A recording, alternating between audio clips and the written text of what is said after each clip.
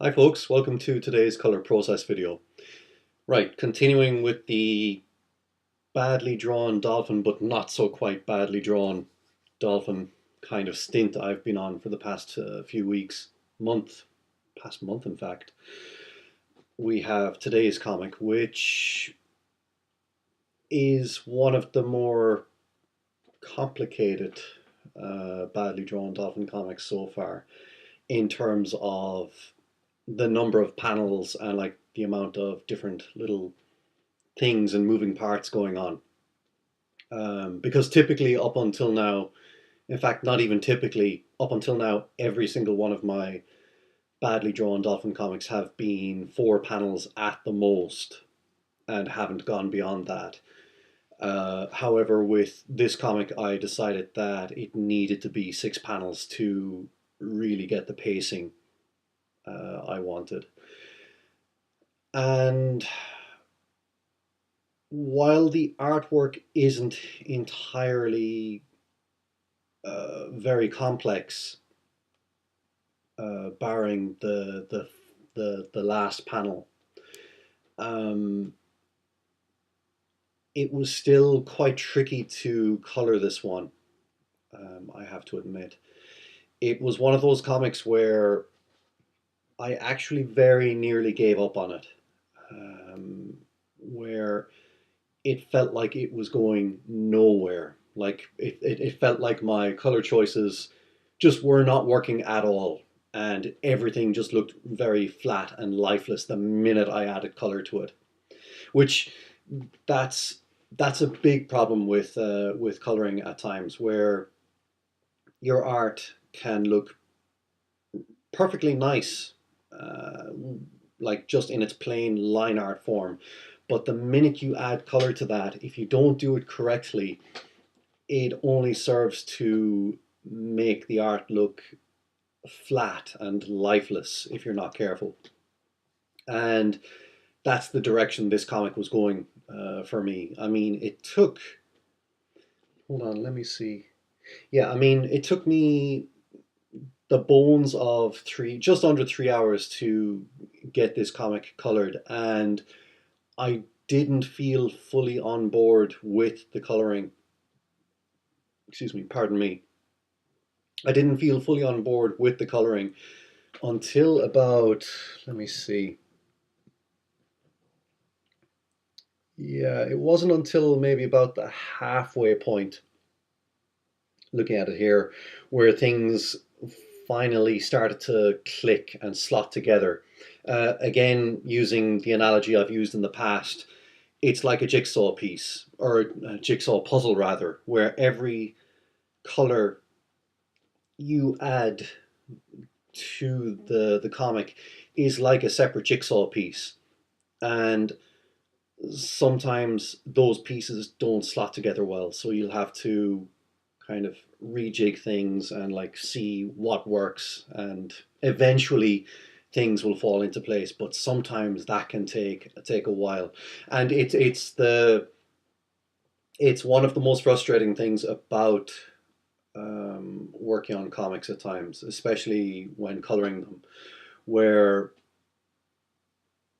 you it could take like hours of working on something before things start to click.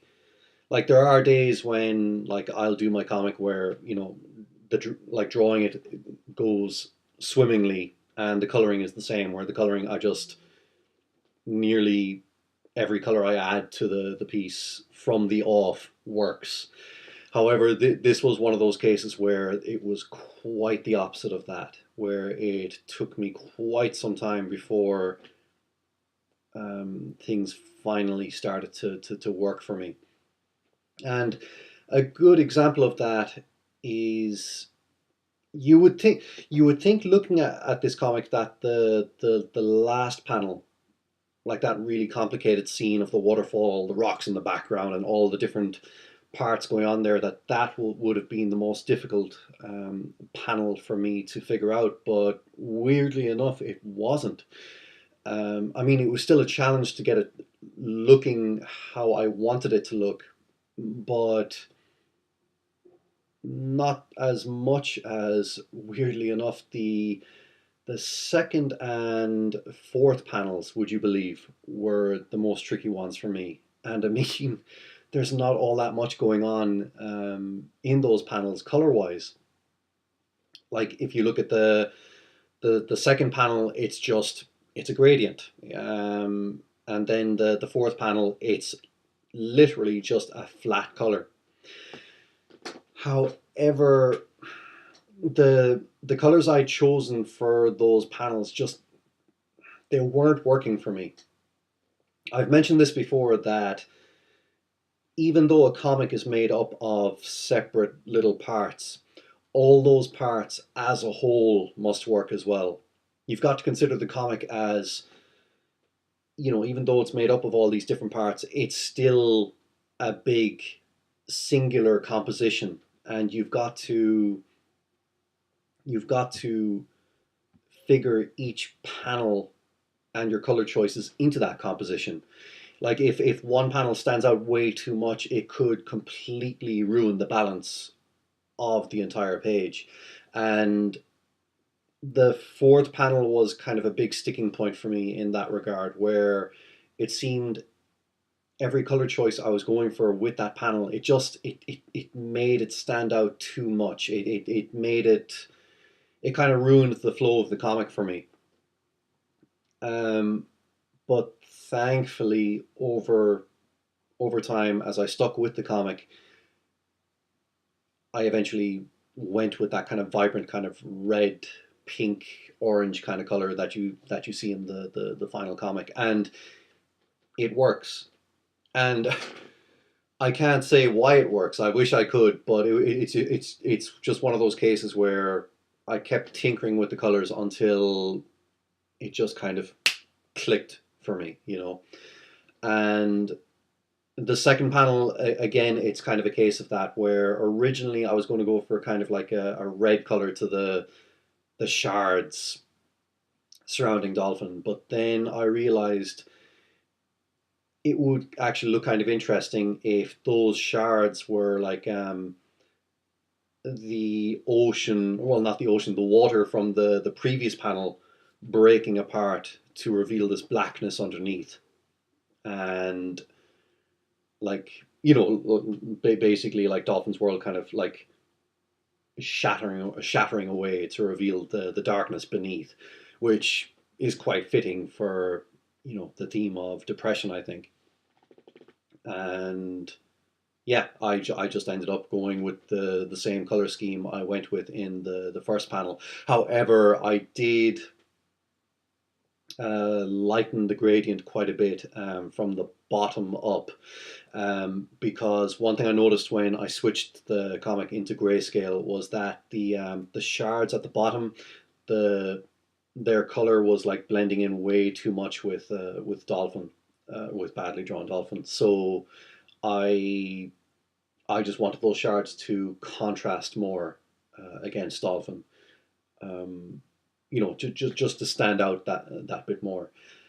And yeah, like once things began to click for me, it went from a comic that I was incredibly frustrated with working on to one I actually quite enjoyed. That like that last panel was the most enjoyable part of doing the comic for me. It was the most time consuming part for sure, but